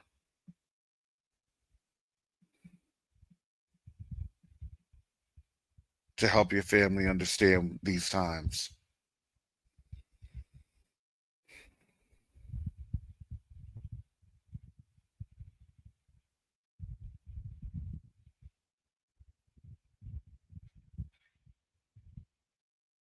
So,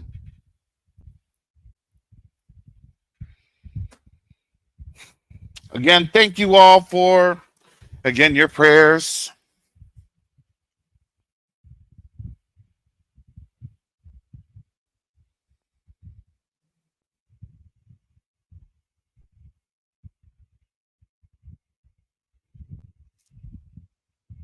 Thank you for your support.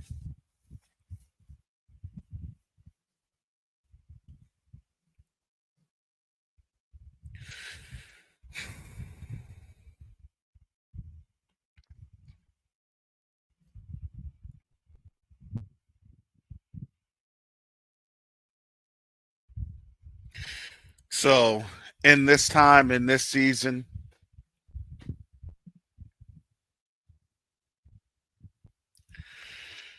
there's going to continue to be things being revealed. I don't know. I just kind of think that was hilarious. And Brother Tara, she brought up that article of the CIA. We were literally just talking about that. Kid you not, man. He said they just released an article. Oh, no, you cannot make this stuff up. But again, as I'm saying, when you're seeing all this, and now you can actually understand, and because they put it in your face to make you look stupid. It's to make you look like, okay, are you really seeing what's in front of you?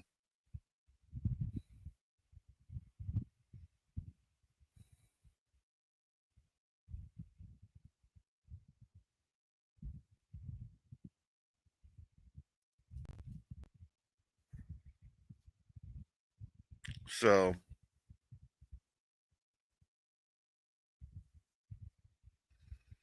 that's all I've got, family.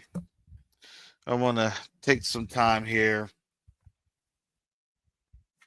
It's a nice foggy day here in the Tampa Bay area.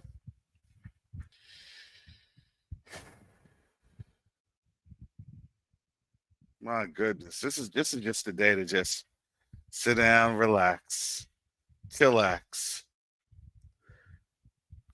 and just rest in Yahusha.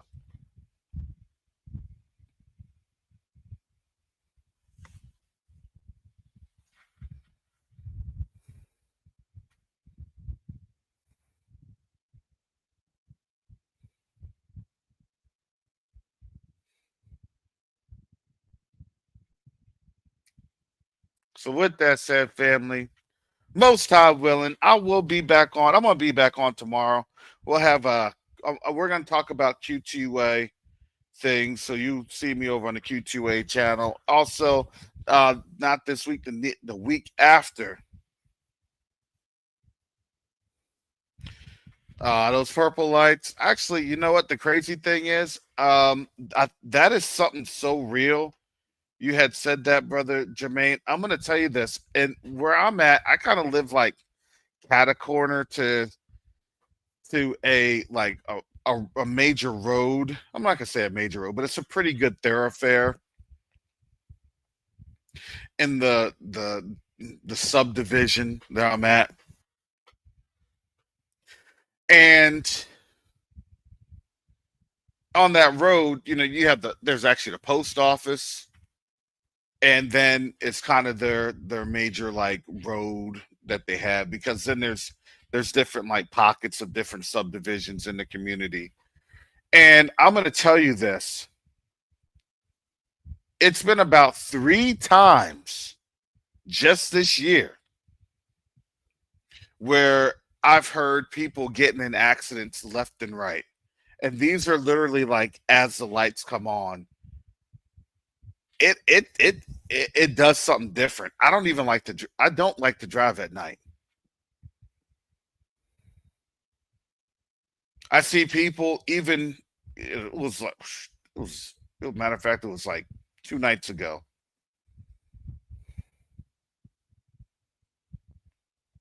They weren't even driving in the right lane.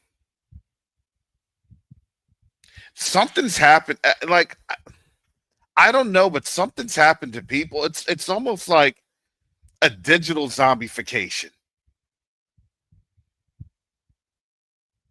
And then, you know, they'll come on out with studies, you know, a couple years later talking about, oh yeah, COVID and this and that, it changed people's brains.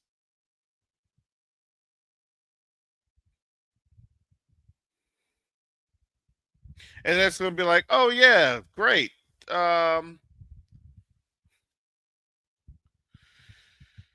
No kidding. All of a sudden, huh? No kidding.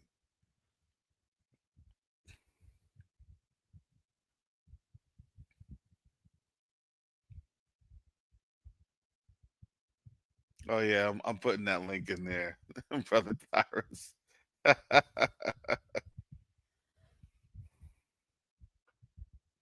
Yeah, no, it's a lollipop. You definitely know it's a lollipop.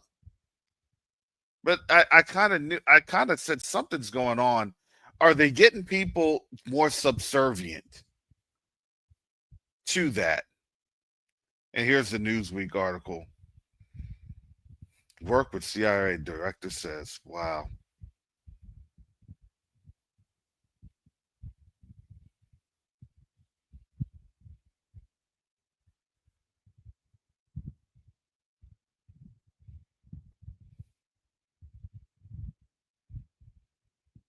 Yep, and now that's what people are going to be saying.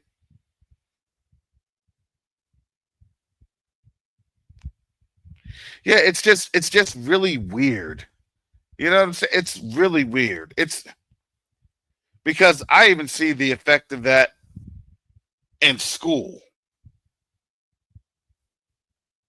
And of course, it's our people that notice it, and they'll just come up to me and they'll say, "Yeah, Mr. Copeland, there's just some kids that are just really weird. It's just we just don't talk to them."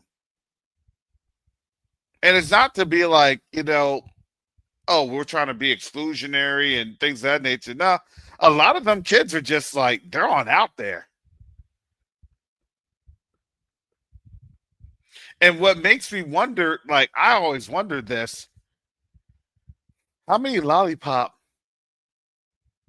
how many lollipops did you or someone in your family take?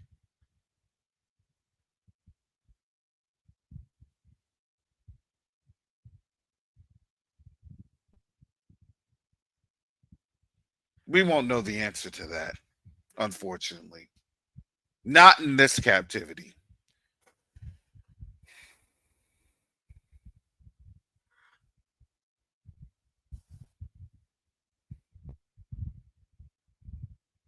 But because of their declining birth rates and things of that nature, now they have somewhere and someone to blame it on.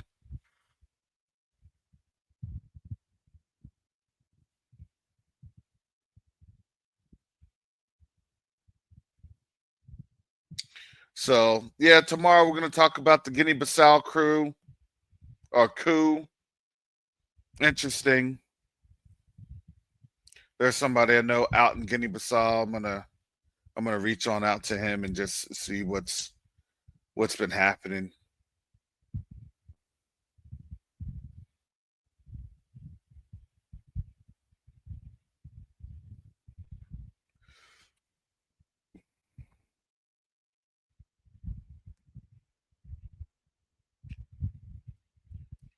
Very interesting times indeed.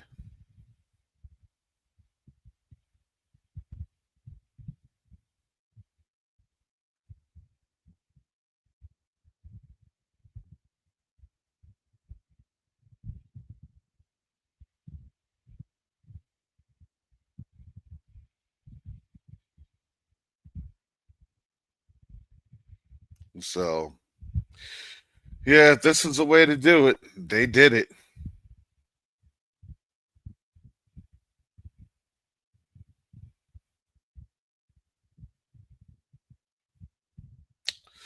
So with that said, family, I gotta get up on out of here. You all be blessed. And most time willing, yeah, we'll be on tomorrow on the Q2A channel. Because we're trying to get that going and growing. So with that, family, shalom, salama, siyemi, shalom, peace and blessings.